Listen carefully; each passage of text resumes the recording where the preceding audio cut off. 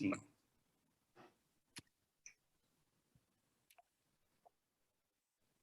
Tá na tela?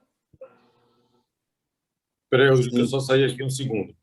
Tá. Já entro, já entro. Mas o slide tá na tela? Está? Integrar. Tá, Rodrigo. Na hora que quiser, estou à disposição. Vamos lá, vou começar. Bem, boa noite a todos. Gostaria de agradecer ao Rodrigo o convite, quer dizer, o aceite do convite. Essa sessão é o nosso Fórum da Gastroenterologia, que acontece às terças-feiras de todos os meses.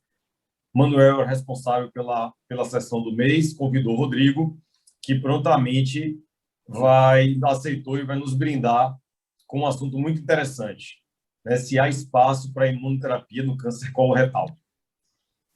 Rodrigo, lá no serviço, a gente vem buscando um programa de rastreamento cada vez mais forte para o câncer de cólon.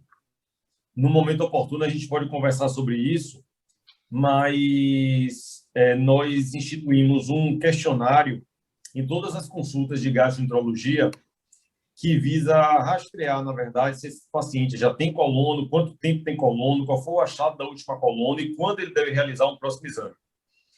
E nos meses de janeiro e fevereiro, com isso, nós tivemos um aumento muito expressivo no número de colonoscopias definidas como para rastreamento do câncer de cólon. E a intenção, obviamente, é realmente a gente poder ter essa população mais bem cuidada, vamos dizer assim, né? Então, em considerando o câncer de cólon como uma patologia que acomete no nosso país, né, cerca de 20 mil pessoas ano, desculpe, né, 20 mil novos casos ano, e que no Brasil é a segunda, no mundo é a terceira neoplasia mais comum em homens e mulheres, eu acho que a gente tem que realmente estar com vistas aí a essa condição, né? Inicialmente era o Setembro Verde, agora tem o Março Azul Marinho. Então são campanhas aí que vêm sendo instituídas pelas sociedades para a prevenção do câncer de cólon. E eu acho que a gente poder avançar, né, nas modalidades de diagnóstico, de tratamento e poder oferecer para o paciente também o que seja de melhor na verdade uma das nossas metas, né, um dos nossos objetivos. Então, o Rodrigo não, assim, dispensa maiores apresentações, né? É um conhecido e parceiro aí nosso, sempre presente. O Rodrigo é um oncologista e especialmente voltado à parte de gastrointestino e pele. E hoje ele faz a coordenação da equipe da Onco, lá do cardio, da Oncologia DO. Então, Rodrigo, eu gostaria que você iniciasse. Obrigado, Alain e Manuel, pelo convite. É um prazer estar aqui. Muito importante você abrir o fórum com essa fala sobre colonoscopia. Nós precisamos realmente tornar isso um serviço do nosso dia a dia. A gente faz muito menos colonoscopia do que gostaria. Tirar também essa pecha de exame difícil, de exame invasivo, enfim, apesar de ser um exame invasivo, mas hoje em dia, com expertise e alto volume de exames feitos em serviços terciários como o nosso, ele impacta de modo muito importante na prevenção do câncer coloretal através da evidência de pólipos colônicos. E a gente tem que tornar isso como um protocolo, por exemplo, de tabagismo, que faz tomografia de rotina, etc. Tem que tornar isso realmente uma política do hospital, de solicitar, porque isso vai salvar vidas. Quando Alain convidou, eu resolvi trazer um tópico que é muito interessante na oncologia, que está ganhando espaço em toda a oncologia, hoje é padrão na oncologia do tórax, por exemplo, na oncologia cutânea, e está chegando de mansinho na oncologia do aparelho digestivo. E vou tentar responder essa pergunta aqui, se há espaço para imunoterapia no câncer de cólon. Primeiro, eu vou começar com um caso clínico real do consultório. É uma paciente de 52 anos, do sexo feminino, mora em Várzea Nova. Ela nunca tinha sido submetida à colonoscopia, apesar da idade já mandatória. Em maio de 2019, ela foi admitida no hospital Irecê com a dor em fossa ilíaca direita de início recente, o exame de tomografia que foi solicitado após o exame físico, pouco suspeito, só com a dor, mostrava o espessamento parietal do apêndice secal, com extensão para estruturas adjacentes, sugestivo de apendicite fase 3, mais um linfonodo de realce heterogêneo, sugestivo de processo inflamatório. Então, ela foi admitida inicialmente com, aqui é 19, desculpa, com um quadro de provável apendicite aguda, e ela foi para a cirurgia com essa hipótese diagnóstica para uma apendicectomia de urgência. Essa apendicectomia de urgência, ela mostrou que, na verdade, ela tinha um adenocarcinoma invasivo na base do apêndice, na verdade, no seco, no segmento do seco que foi retirado, e na base do apêndice, medindo 4,2 centímetros, com 1 de 3 linfonodos comprometidos. E também uma apendicite aguda, provavelmente esse tumor obstruiu o ósteo do apêndice, levando a essa apendicite aguda. Após essa cirurgia, ela veio para a primeira consulta em Salvador comigo, e a gente pediu um estadiamento e mostrou que existia doença residual grosseira, como demonstrado nesse laudo, uma formação expansiva na parede póstero-medial do seco, medindo 4,1 por 2,1 por 3,3 centímetros, ou seja, doença residual, e com as linfonodomegalias ileocólicas de até 1,8 centímetros, que poderia ser até do processo inflamatório prévio, ou então linfonodos comprometidos do ponto de vista metastático. Após isso, ela foi para uma colonoscopia, que mostrou realmente a presença da lesão vegetante em seco. Essa colonoscopia foi para avaliar os demais segmentos colônicos, e o AP veio realmente um adenocarcinoma. O estadiamento sistêmico veio sem evidência de doença em nenhum local, e levei para uma discussão multidisciplinar. Como a primeira cirurgia não foi oncológica e era passível de ressecção completa, ela foi para uma cirurgia com linha oncológica, com hemicolectomia direita estendida em monobloco, com área de parede abdominal, porque existia suspeita de invasão local, mais linfadenectomia. Então, aqui, logo na macroscopia, foi visto que era um tumor multicêntrico.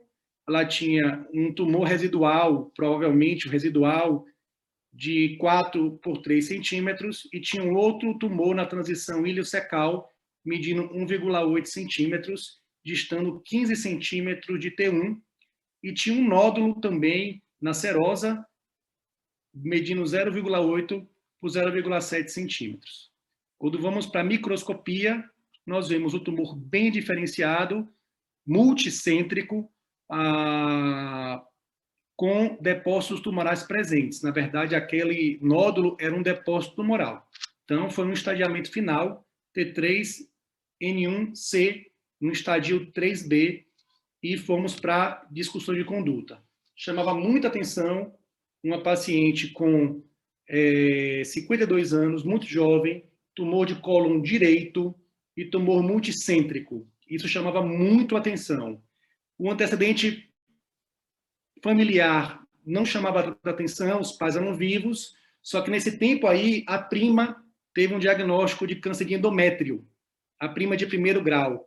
E veio cada vez mais a nossa suspeita, além de toda a parte clínica, a nossa suspeita que se tratava de alguma doença hereditária também associada, um câncer de origem hereditária. E mostrou, através da imunohistoquímica, com a pesquisa de proteínas de reparo do DNA, a perda da expressão da proteína MSH6. Das 4 proteínas, 3 estavam presentes, normais, a MLH1, MSH2 e PMS2, só que houve a perda do MSH6, o que nos leva a uma alta chance de instabilidade de microsatélites.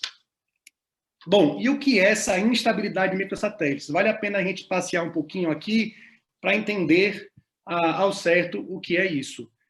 Essa instabilidade de microsatélites, ela é decorrente de uma alteração das enzimas de reparo do DNA. E vamos lá. Nosso DNA, na multiplicação, na replicação do DNA, ele faz ele usa um modelo para replicar um novo DNA.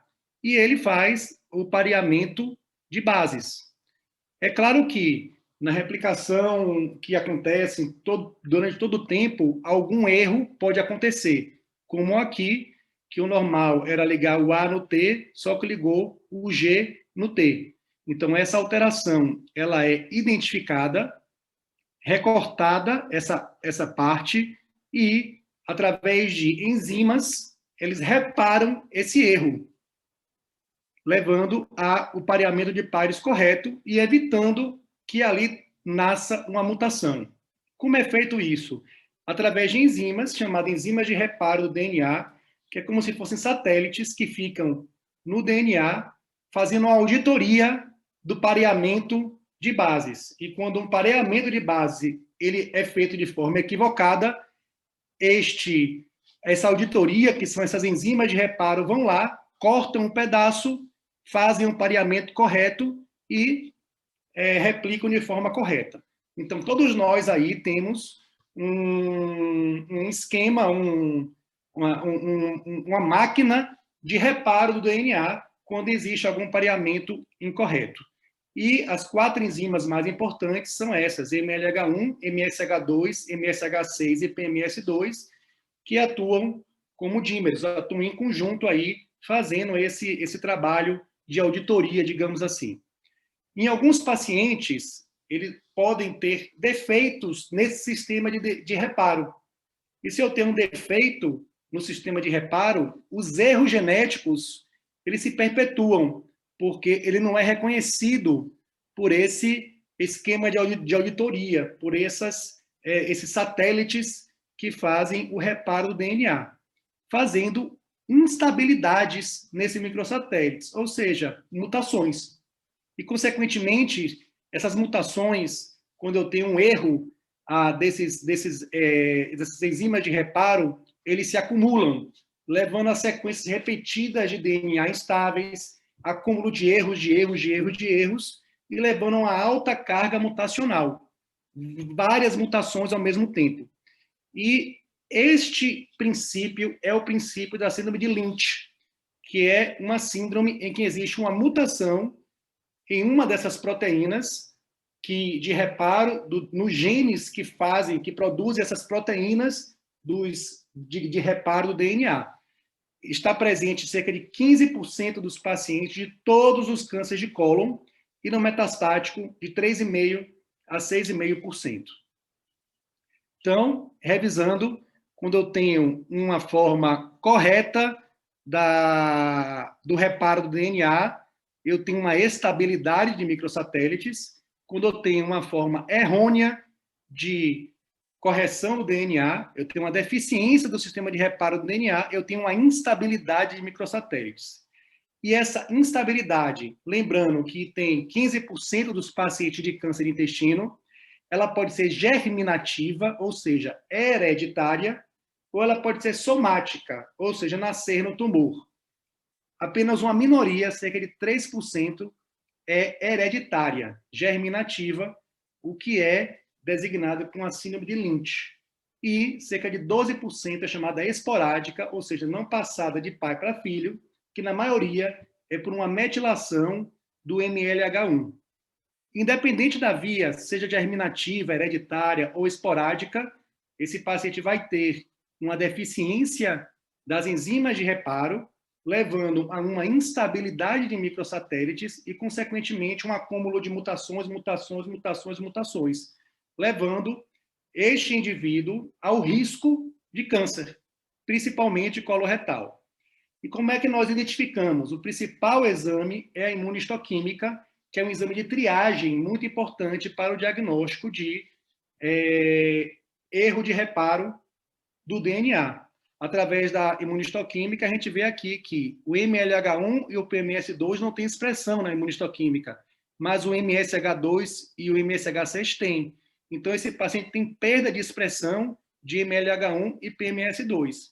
E nós temos essas características aqui de expressão de imunistoquímica correlacionada à mutação do gene. Quando eu tenho uma ausência de MLH1 e PMS2, ele pode ser, provavelmente, uma mutação relacionada ao MLH1. E assim, sucessivamente. Uma falha de PMS2 é uma mutação do gene PMS2, uma falha de MSH2 e MSH6 de MSH2 e do MSH6 só do MSH6. Então, a imunistoquímica hoje é considerada um exame universal. Todo e qualquer paciente com câncer de intestino tem que ter exame de imunistoquímica. E esse exame deveria ser um exame reflexo do patologista, porque ele tem duas funções. Primeiro, realizar um aconselhamento genético, é um exame de triagem. Se o paciente tem instabilidade, ele tem que ir para o geneticista para seguir o mapeamento genético, o sequenciamento molecular do DNA, e também para uma outra consideração sobre o tratamento, que eu vou falar adiante. Se a gente vê, aqui são todos os tumores que estão relacionados à síndrome de Lynch, principal é coloretal, mas tem os estômago, intestino delgado, via biliar, ureter, próstata no homem, endométrio na mulher, e a gente vê que o coloretal é o principal tumor em todas as linhagens aí de alteração de enzimas de reparo, mas aí muda de acordo com algumas, por exemplo, o MSH6 é mais comum até endométrio do que o câncer de cólon, mas em geral o câncer de cólon aí é um dos principais causadores de tumor nesses pacientes. E por que a instabilidade de microsatélites é importante também para o tratamento? O paciente com doença estável, ele não faz muitas metástases e, consequentemente, ele não tem alta carga mutacional. Então, ele não expressa muitos neoantígenos, o que não leva a uma alto reconhecimento do sistema imune. Já os tumores que têm instabilidade de microsatélites, eles têm uma alta carga mutacional, ele tem mutação a todo momento e, consequentemente, ele expressa neoantígenos na superfície a todo momento, que são reconhecidos pelas células T a todo momento. Então, se eu estimular essa célula T, eu vou ter uma melhor resposta antigênica e, consequentemente, antitumoral do que num paciente com estabilidade de microsatélites. Mas será que essa teoria ela foi levada para a prática? Foi visto que os pacientes que têm instabilidade de microsatélites, eles têm essa alta carga mutacional. E a alta carga mutacional, ela é um preditor de resposta a esses imunoterápicos. A gente sabe que nós temos atualmente duas classes mais importantes de imunoterapia na oncologia. Existe o anti-CTLA-4 e o anti-PD-1. E o que é esses famosos anti-CTLA-4 e anti-PD-1? Na nossa imunidade, nós temos uma fase inicial, que é a fase de ativação, que onde a célula dendrítica entra em contato com a célula T para reconhecer o antígeno. Isso aqui acontece inicialmente. Esse linfonodo vai para esse linfócito vai para o linfonodo, se replica e vai para os tecidos periféricos para a sua fase efetora, que é na destruição celular. Se isso aqui fosse feito desordenadamente, sem nenhum freio, todos nós morreríamos de doença autoimune. Então, existem freios da imunidade. O CTLA-4 é um freio da imunidade na fase de ativação, e o PD-1 e PDL-1 é um freio da imunidade na fase efetora. Então, se eu bloqueio esse freio através de um anticorpo monoclonal, eu vou voltar a ativar o linfócito e, consequentemente, atuar contra a célula tumoral. Então, inicialmente, foram propostos o ipilimumab, que é um anti-CTLA-4 dessa fase inicial, que inibe o anti-CTLA-4 e, consequentemente, reativa o linfócito, e o nivolumab e o pembrolizumab nessa fase efetora, que ativa o linfócito. Ele foi aprovado em diversos tumores, e chama atenção, nesse gráfico aqui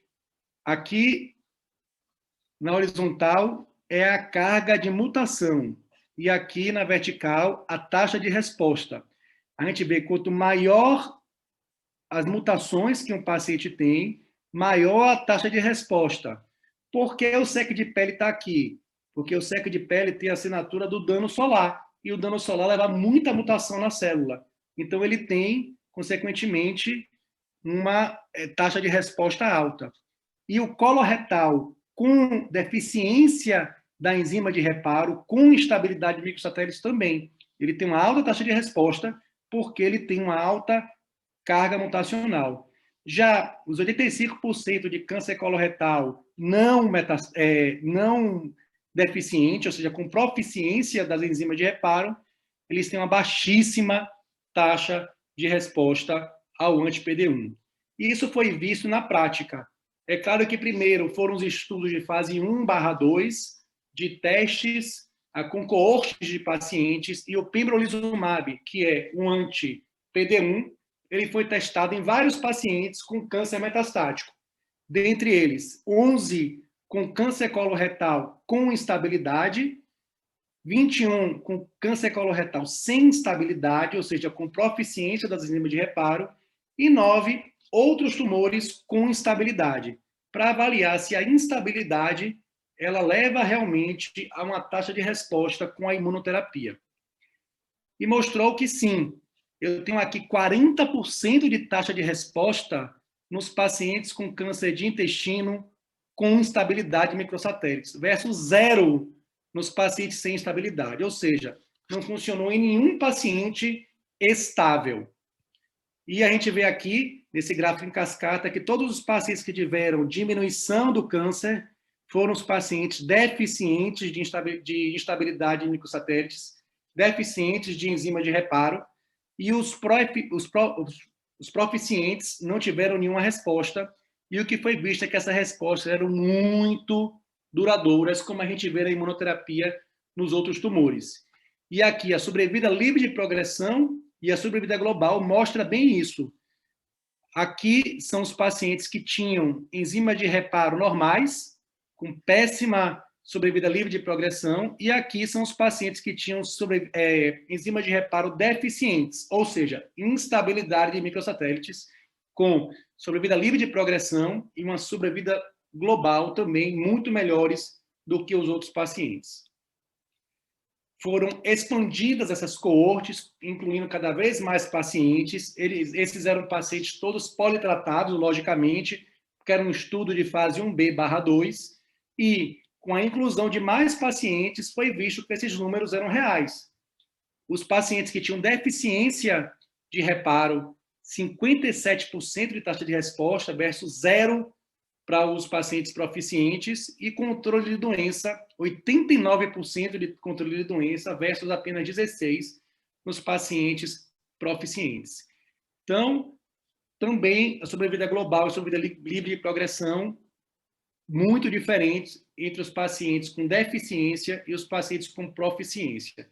Então, nada mais justo que trazer isso para estudo de fase 3, na primeira linha do tratamento. Então, pegamos pacientes que têm instabilidade de microsatélites para testar o que é melhor, se é a imunoterapia com pembrolizumab ou a quimioterapia padrão, que a gente faz sempre, que vocês conhecem aí, FOLFOX, FOLFIRI, ou qualquer outra quimioterapia.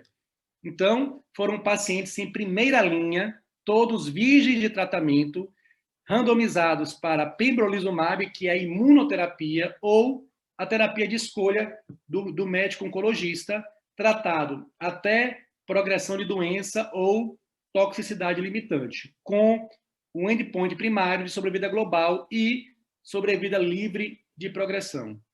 E mostrou, de fato, um ganho significativo de sobrevida livre de progressão com tendência a platô. Eu tenho aqui pacientes metastáticos, pacientes avançados. E nessa avaliação, publicada agora recentemente, em 2020, 32,4 meses de sobrevida, de follow-up mediano, de acompanhamento mediano, a 16,5 meses de sobrevida livre de progressão mediana em favor do pembrolizumab versus 8,12 em favor da quimioterapia, com hazard ratio de 0,6 e o P altamente significativo. ou seja, 40% de redução do risco de progressão de doença. Nós temos também um dado de resposta também superior, 43,8% dos pacientes com resposta objetiva, e essa resposta ela foi muito rápida, 2,2 meses apenas para a resposta, consonante aqui com a quimioterapia de 2,1 meses, e a duração de resposta com a imunoterapia ainda não foi atingida. E a duração de resposta com a velha e boa quimioterapia foi de 10,6 meses, que é o que a gente vê nos estudos de outros pacientes também. A qualidade de vida dos pacientes que fizeram imunoterapia, ela foi superior em todos os aspectos aqui, tanto de sintomas subjetivos, como função cognitiva, função emocional, como de sintomas e sinais objetivos, como dispneia, insônia, constipação, etc. Todos foram positivos. E muito bem tolerado. Se a gente for ver a comparação do pembrolizumab com a quimioterapia em relação a eventos adversos, 22% dos pacientes do pembrolizumab apenas tiveram efeitos colaterais maior ou igual a 3, versus 66% dos pacientes da quimioterapia. Ou seja, ela aumenta a sobrevida livre de progressão e ainda é menos tóxico. Esse tratamento já foi aprovado nos Estados Unidos pelo FDA e ele está em fase de avaliação pela Anvisa no Brasil, ainda não está aprovado. Outros componentes de imunoterapia também foram testados, nenhum em fase 3, apenas em fase 2, como o nivolumab, que também é um anti-PD-1, nesse estudo de fase 2, com 74 pacientes, mostrando uma taxa de resposta parcial em pacientes pré-tratados de 31%, com uma taxa de controle de doença de 69%, corroborando os dados lá do pembrolizumab, também com a sobrevida livre de progressão em 12 meses de 50%, e o interessante é que todos chegam a platô, e é o que a gente vê em outras doenças, como no melanoma, por exemplo, em que o paciente atinge um platô que infere cura, inclusive, e outras doenças também na oncologia. E também agora a união do anti-CTLA-4 com o anti-PD-1, ou seja, a união do ipilimumab com o nivolumab, também está sendo testado no câncer de cólon. Ele já é aprovado no Brasil para outras indicações, como câncer melanoma e o câncer de rim e pulmão, recentemente. A combinação desses dois correceptores, inibidores de correceptores imunes, já mostrando também dados bastante positivos, 55% de taxa de resposta desses pacientes, 80% de controle de doença, com um gráfico em cascata lindíssimo de redução de doença, e 94% das respostas persistiam até o término do follow-up, e esses dados estão sendo estudados agora em estudos de fase 3, porque mostra que os dados do nivolumab mais o ipilimumab, eles são potencialmente melhores até do que do anti-PD-1 isoladamente.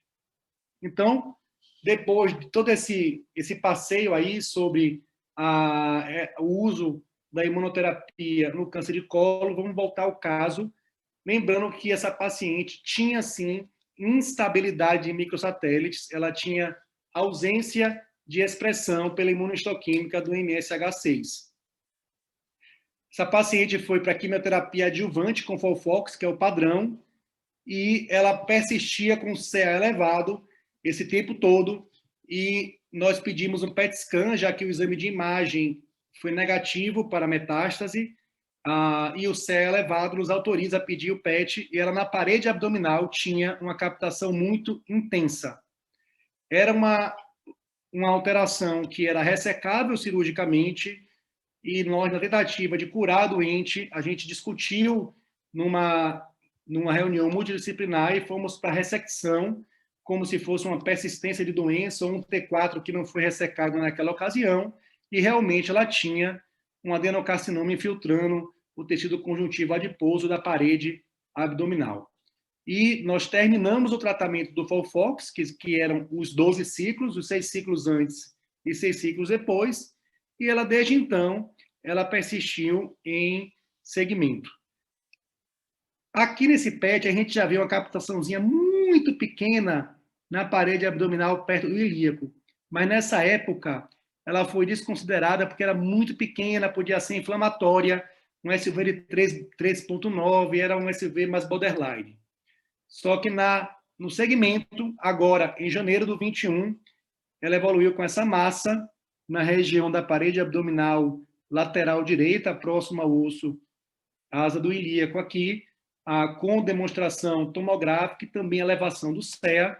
A gente vê aqui, um pouco abaixo do local da cirurgia, e o PET mostrou realmente, aqui é antes e aqui depois. O PET inicial tinha essa lesão que foi ressecada cirurgicamente, então não tem mais nada, porém, houve o aparecimento dessa nova lesão aqui, captante, com uma captação alta de 12,9 de SUV, medindo 3,7 por 2 centímetros. Então, era uma paciente com recidiva de doença, uma paciente com instabilidade de microsatélites, em que a gente já tinha feito 3 cirurgias, a inicial que foi inadequada, a segunda que foi oncologicamente ok, e a terceira que foi uma recirurgia para uma persistência / recidiva local, e nesse momento nos teve uma possibilidade de usar pela rede DOR, pelo IDOR, de usar o pembrolizumab através de uso compassivo, onde a indústria farmacêutica ela fornece a medicação gratuitamente para o paciente até ser aprovado no Brasil, e eu consegui, através do IDOR, incluir essa paciente. Essa paciente iniciou em fevereiro de 2021 a imunoterapia com pembrolizumab, já submetida a 3 ciclos de tratamento, e está pendente a avaliação com oncogeneticista. Nós temos um grande problema, porque ela é uma paciente Planserve e não tem nenhum oncogeneticista que atende Planserve na cidade, e é uma professora primária do interior. Ela fala bastante da questão do valor, aí também de fazer o exame, porque o Planserve também não cobre, então ela está pendente esse aconselhamento genético, mas a prima que tem um câncer de endométrio, ela está fazendo já o aconselhamento genético, e ela tem a perda da expressão do mesmo MSH6, ou seja, deve ser a mesma doença, a mesma síndrome de Lynch. Então, eu queria trazer esse caso para ilustrar e trazer essa novidade, que é o uso da imunoterapia no câncer de colo, apesar de ser num número pequeno de pacientes, infelizmente, mas são pacientes que têm um ganho muito importante, e que isso deve se tornar uma realidade no futuro muito próximo, após a aprovação na Anvisa, se Deus quiser, esse ano ainda. Queria agradecer muito o convite e me colocar à disposição aí para qualquer dúvida, discussão que vocês queiram. Obrigado, gente. Rodrigo, nós é que agradecemos. Realmente, assim, foi excelente a apresentação. Eu acho que clareou para a gente as indicações e as perspectivas, as boas perspectivas do tratamento do câncer coloretal. Eu tenho um questionamento que é o seguinte: a gente poderia, obviamente, que guardando os critérios que você colocou bem definidos, utilizar, então, como primeira linha para o tratamento? Neste momento, Alan, não está aprovado pela Anvisa. Não, eu digo em estando aprovado. Sem dúvida nenhuma, é indicação padrão de primeira linha de tratamento. A gente tem um estudo de fase 3 que mostrou superioridade em sobrevida livre de progressão com menor toxicidade. A sobrevida global ainda não está madura para a gente ter um dado de sobrevida global ainda, mas a submissão da indústria farmacêutica na Anvisa é para primeira linha metastático, se o paciente tiver instabilidade de microsatélites. Isso, perfeito, ok. Sendo ela germinativa ou somática, sendo ela Lynch ou não. Ok. Pessoal, quem quiser fazer Rogério um questionamento, tá com a pode mão fazer levantada. direto ou levantar a mãozinha. O Rogério levantou aqui a mão. Deixa eu ver, ele quer perguntar. Pode falar, Rogério, fica à vontade. Oi, Alan, boa noite. Parabéns, Alan, pela Boa, iniciativa, viu? obrigado. Rodrigo, muito boa, viu? Muito boa, bem esclarecedora também. Eu queria fazer um questionamento a você, Rodrigo, que isso é uma coisa que foge certo ao meu conhecimento a respeito de custo, difere muito em relação à quimioterapia, que a gente sabe que talvez para o nosso meio os resultados são muito robustos e espero que isso possa ser liberado para ofertar para esses pacientes ainda restritos, mas o custo é muito diferente.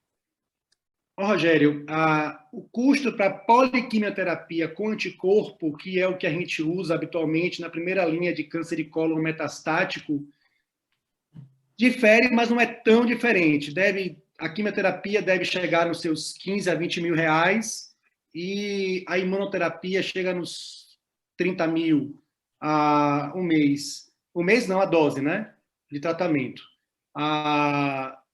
É mais caro, esse é um problema mundial que a gente está enfrentando tanto com terapia-alvo quanto com imunoterapia, mas o ganho nesse nicho pequeno de pacientes é tão importante que provavelmente os índices de quali, que são os índices que a oncologia usa de custo-benefício, devem vir positivos no futuro. Vale lembrar que, infelizmente, apesar de ser 15% dos pacientes de câncer de cólon inicial serem portadores de instabilidade, mas no metastático a gente deve chegar a 7%. Então, a realidade, infelizmente, menor que 10% dos pacientes, mas se houver esses pacientes, a gente tem que correr atrás, sim, da imunoterapia. Jadeilton também colocou aqui a mãozinha, pode ficar à vontade. Oi, Jade. Oi, boa noite, pessoal. Para quem não me conhece, eu sou Jadeilton, sou oncologista, faço parte aí do time. Rodrigo, parabéns pela aula, né? Você conseguiu brilhantemente mostrar, além do mecanismo de ação da imunoterapia, o benefício que a gente tem para esses pacientes.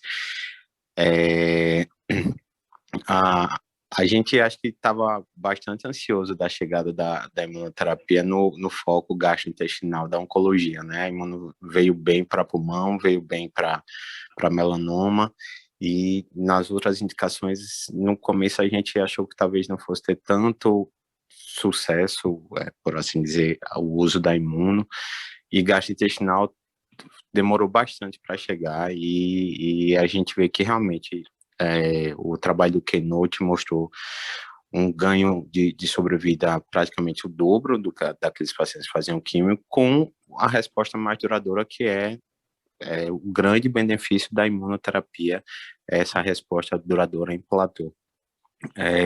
Minha pergunta é se você enxerga ou se já tem sabe, se já tem algum estudo na frente de associação de imuno com químio, como, por exemplo, a gente já viu com pulmão, de associar químio e imuno com respostas brilhantes aí. Se você enxerga papel para isso e se já tem alguma coisa por vir. Excelente pergunta, Jade.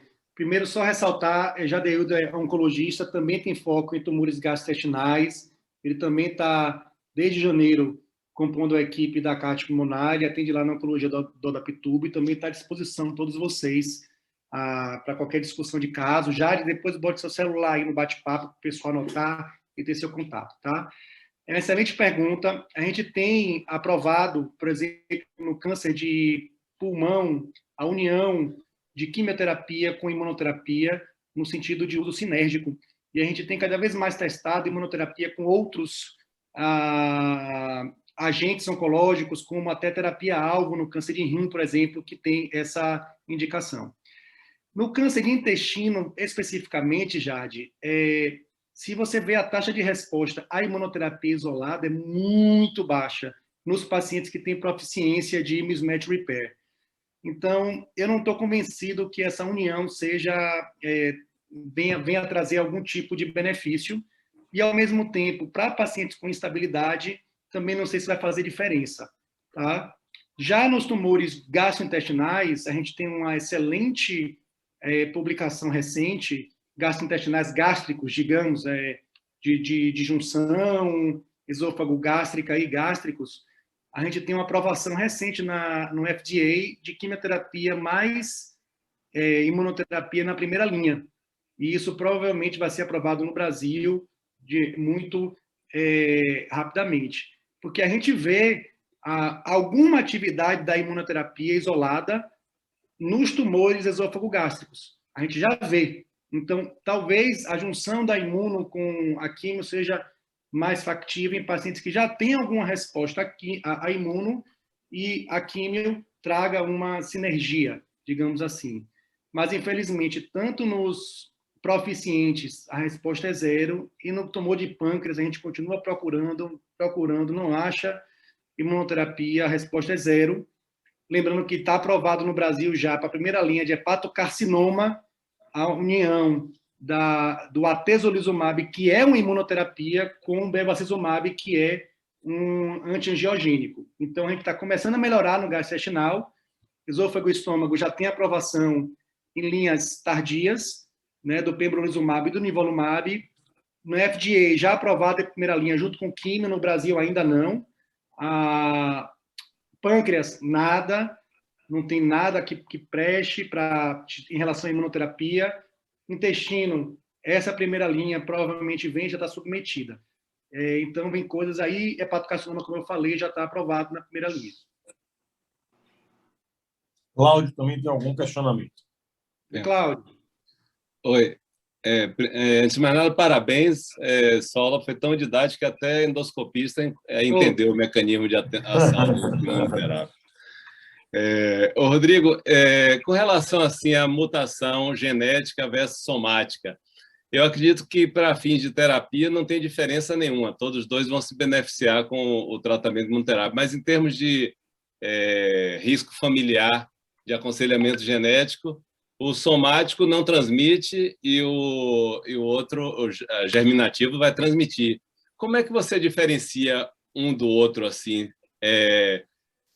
Porque o mismatch repair, aquela pesquisa daquelas alterações, só vai lhe dizer se tem instabilidade, mas não vai dizer se é uma mutação germinativa ou não. E no paciente, no familiar que quer saber qual é o teste que você, se ele tem síndrome de Lynch ou não, qual é o teste que você faz no familiar? Excelente pergunta, Cláudio. E o ideal sempre é aconselhamento genético, sempre. Vem com estabilidade, vai para aconselhamento genético. Só que, clinicamente, a gente tem algumas dicas. A grande maioria das mutações somáticas, ou seja, que nascem na pessoa e não com a pessoa, e ela não pode ser transmitida para o filho, são as mutações do tumor, elas são devido à metilação do MLH1. Então, geralmente, quando o MLH1 e o MSH6 estão mutados, juntos, ou o MLH1 sozinho, ele pode ser devido à metilação do MLH1 de forma somática. Aliás, a maioria a minoria é por síndrome de Lynch. E a maioria das causas de metilação são por mutação do BRAF. Então, quando eu faço aquele painel de imunistoquímica, se ele tem ausência do PMS6, é Lynch, vai direto para aconselhamento genético. Se ele tem a ausência do MSH6 sozinho, é Lynch, vai direto para... Mas se ele tem o MLH1 ausente, ele pode ser somático ou germinativo. E eu peço sempre a mutação do BRAF, porque a grande maioria das vezes a mutação do BRAF é o causador dessa alteração somática do MLH1. Então, se o BRAF for mutado, ele é somático. Se o BRAF não for mutado, provavelmente ele é germinativo. Então, aí eu vou para o oncogeneticista. Talvez eu tenha complicado um pouco, mas o importante é, através da imunistoquímica, eu consigo saber se aquilo com certeza é germinativo ou provavelmente somático. E aí, se o MLH1 sozinho ou com o MSH6 vier ausente, eu faço o teste de BRAF para saber se o BRAF está mutado. Se tiver mutado, isso é uma alteração somática, não é hereditária. Se não tiver mutado, com certeza tem que ir para um geneticista, porque com 99,9% de chance, isso é uma mutação hereditária germinativa. Ok, ótimo. Qual teste se faz numa pessoa que quer saber se é afetado pela síndrome de Lynch ou não? Um familiar de um paciente. Perfeito. A imunistoquímica é um teste de triagem. Quando vem positiva, ela vai para o geneticista para fazer o sequenciamento genético do gene. E aí ela vai direcionada para o sequenciamento. No Brasil, só que as fontes pagadoras pela ANS só cobrem pedidos solicitados pelo geneticista. Então, eu, oncologista, se solicitar, o paciente só faz no meio privado. Tá? Esses testes são muito mais baratos hoje em dia. Por exemplo, o Fleury faz um sequenciamento ampliado por R$ 1.800 e divide por 10 vezes sem juros. Aí está muito acessível hoje em dia, mas muita gente, infelizmente, a gente sabe que não pode, então tem que ir para o geneticista para fazer pelo plano de saúde. Ok, obrigado. É um sequenciamento genético. Obrigado, Cláudio. Jardel, tem alguma coisa a questionar também? Olá, boa noite a todos. Fala, professor. Queria também chover no molhado aí e elogiar aí a apresentação de Rodrigo, extremamente didática, como sempre. E queria, mais que uma pergunta, fazer um comentário, na verdade, dizer que essa imunoterapia, como o Rodrigo falou, à medida que o seu uso passar a ser mais disseminado, né, quando as fontes pagadoras começarem a autorizar de maneira mais disseminada o seu uso, vai haver uma interface ainda maior da gastroenterologia com a oncologia, na medida em que os imunoterápicos, apesar de serem drogas extremamente seguras, mas têm efeitos adversos associados ao seu uso, né? Esses efeitos adversos são sistêmicos e incluindo efeitos adversos gastrointestinais. Então, pacientes aí usando ipilimumab, nivolumab, pembrolizumab podem desenvolver, por exemplo, elevação de enzimas hepáticas, quadros de hepatites, né? Podem desenvolver diarreia, dor abdominal, quadros de colite muitas vezes. E o manejo desses efeitos adversos gastrointestinais, né? Apesar de os oncologistas serem excelentes clínicos, aí, quase que autossuficientes, mas certamente que a gastroenterologia vai poder, aí, numa abordagem multidisciplinar, auxiliar esses pacientes aí quando esses efeitos adversos acontecerem. Muitas vezes o paciente precisa até ser hospitalizado, né? E o tratamento, em linhas bem gerais, assim, pode variar desde a suspensão temporária desses agentes aí até a suspensão definitiva, passando pelo uso de corticoides, passando pelo uso, no caso de colites graves, aí, até o uso de anti-TNF, né, como infliximab. Então, certamente que quando o uso dessas medicações estiver mais frequente no nosso meio, né, certamente que nós gastroenterologistas clínicos, temos que nos familiarizar mais e mais com essa classe de drogas para poder ajudá-los aí na condução desses casos que aparecerem. Um abraço, Rodrigo. Obrigado, Jardel, pelas palavras. Você é clínico, mas foi cirúrgico nos seus comentários. Essa é uma realidade que a gente já vive, porque a gente está fazendo bastante imunoterapia, e o gastroenterologista tem um papel fundamental no manejo de efeitos adversos graves, principalmente esses que você relatou. Existe uma chance de colite com perfuração, colite grave, e chance também de hepatites imunomediadas agudas.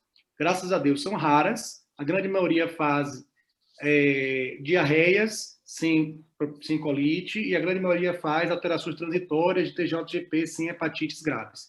Mas é muito importante, primeiro, monitorar, prevenir. Todos esses pacientes têm que ter sorologia de hepatite B, hepatite C antes, fazer uma avaliação sorológica, e também identificar precocemente. A identificação precoce é a principal questão.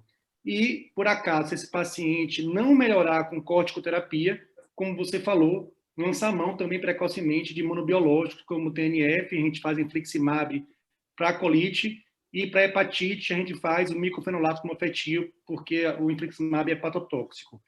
a gente precisa dessa união, e aqui eu coloco uma provocação, eu e Jadeilton colocamos uma provocação da gente fazer, numa das reuniões suas ou da gente, um fórum só para discutir reações adversas gastrointestinais relacionadas à imunoterapia. Que agora, como nós estamos fortalecendo cada vez mais a oncologia, e será um dos pilares mais fortes da cardiopulmonar, junto com todos os outros, obviamente, a gente precisa estar familiarizado com o manejo dos eventos adversos desses pacientes. Então, Jardel, muito boa a sua provocação, e já coloco aqui também para a gente fazer um fórum aí de eventos, de manejo de eventos adversos. Acho ótimo, Rodrigo, a proposta. Eu, pessoalmente, já tive 2 casos relacionados à pele com hepatotoxicidade, mas que, assim, felizmente também, no máximo com corticoide, saíram bem. Mas isso é real e os efeitos colaterais realmente podem existir. Então, a gente vai programar isso, que eu acho que é bem interessante ter uma discussão mais ampla em relação, especialmente, ao manejo desses efeitos, né? Porque eu acho que realmente deve ter uma interação aí grande entre as 2 especialidades para que a gente possa ajudar esses pacientes. Inclusive, Alan, eleger um da equipe para se aprofundar mais nesse estudo, para se tornar uma referência, inclusive, para que todas as vezes que aconteça, a gente carece de referências, né? Então, é muito importante ter essas referências. Perfeito. Eu acho interessante, por exemplo, que a gente já tem hoje oncocardiologista, por exemplo, né? Na equipe lá tem oncocardiologista, que realmente tem essa dedicação aí, e acho que a gente pode desenvolver isso também na nossa especialidade. Não tenha dúvida disso. Manuel tem um questionamento. Boa noite, Rodrigo. Primeiro, eu queria agradecer, né, a sua disponibilidade para poder fazer essa apresentação para a gente. Você aceitou de pronto a solicitação, lhe agradeço muito. E falar aos colegas que o brilhantismo da apresentação de Rodrigo já é uma coisa rotineira, já é uma coisa frequente. Isso é bem conhecido, né? E como o Cláudio falou, até o endoscopista consegue entender alguma coisa do que foi colocado. Eu acho que uma parte do meu questionamento já foi respondido, Rodrigo, que é uma coisa de ordem prática. Nós que fazemos consultório, atendemos pacientes com essa suspeita de doença oncológica de colo, encaminhamos para a colonoscopia e efetuamos o diagnóstico, muitas vezes, né, tem esse caminho. Do ponto de vista prático, a gente já dispõe nosso rol de plano de saúde, de seguro de saúde, de todo esse respaldo, ou seja, o aconselhamento genético, a realização dos exames. Acho que uma parte você já respondeu, eu estava curioso sobre isso. Porque a gente se depara muitas vezes, né, com muitas dificuldades no que se refere aos planos de saúde. Infelizmente, isso é uma coisa bastante comum. A gente tem que saber lidar com isso e driblar algumas vezes essas situações, saber como é que a gente faz, qual é o procedimento, qual é o caminho melhor. Então, atualmente, como é que está a nossa situação, do ponto de vista bem prático? Obrigado pelas palavras. E agradeço o convite mais uma vez, Manuel. O chefe manda, eu obedeço aqui. Então, as coisas, esse convite vem, é de pronto que eu vou aceitar, logicamente. A gente tem uma diferença aí dos planos de saúde regidos pelas regras da ANS e os não regidos, ou seja, os planos de saúde de autarquia, de autogestão. Os regidos pela ANS, eles são obrigados, sim, a cobrir os exames solicitados pelo geneticista. Então, eles fazem, desde que entre nos critérios que nós temos no rol da ANS, que inclui pacientes com instabilidade de microsatélites. Mas, para o dia a dia, a gente tem um exame simples, baratíssimo, e que hoje em dia é feito até de forma reflexa pelo patologista, ou seja, o patologista já vai e já faz, que é uma simples imunistoquímica. Se eu tenho um câncer de intestino, eu tenho obrigação de fazer uma imunistoquímica de triagem, porque se na imunistoquímica ele tiver ausência de expressão de alguma dessas proteínas, aí o cirurgião ou gastrologista, independente de ser uma lesão inicial, de ser um T1, tem que mandar para um oncologista e ou geneticista para fazer o aconselhamento genético. Então, do ponto de vista prático, um exame que a gente precisa gravar aqui nem é o sequenciamento genético, etc. É um exame de imunistoquímica simples. imunistoquímica para instabilidade de microsatélites, pesquisa de instabilidade de microsatélites. Pronto. Se tem alguma daquelas enzimas ausentes, aquilo é suficiente para iniciar a investigação, e aí a gente, com o oncologista, junto com o colega geneticista, faz essa avaliação. Vale lembrar que a gente tem alguns oncogeneticistas na equipe. A gente tem a Dr. Rodrigo Guindalini, na Aliança /HCP, e a gente tem a doutora Tâmara lá no São Rafael, e a doutora Larissa na CEON também, para fazer essas avaliações. Mas era isso, Manuel. Existe sim uma cobertura total, mas Planserve, por exemplo, que não é que é autogestão, ele não autoriza. Como não autorizava até pouco tempo nenhuma imunoterapia. Até agora que começou a autorizar uma outra imunoterapia, por exemplo. Eu acho que isso realmente é um limitante assim na nossa realidade, né? Mas, enfim, se a gente não precipitar também e não colocar essas situações na discussão, essa força que o próprio paciente e nós médicos podemos ter frente a essas operadoras ou autarquias, enfim, não vão acontecer. Então, necessariamente, cabe também a pressão aí. Isso aí, ó. Algum comentário ainda de alguém, pessoal?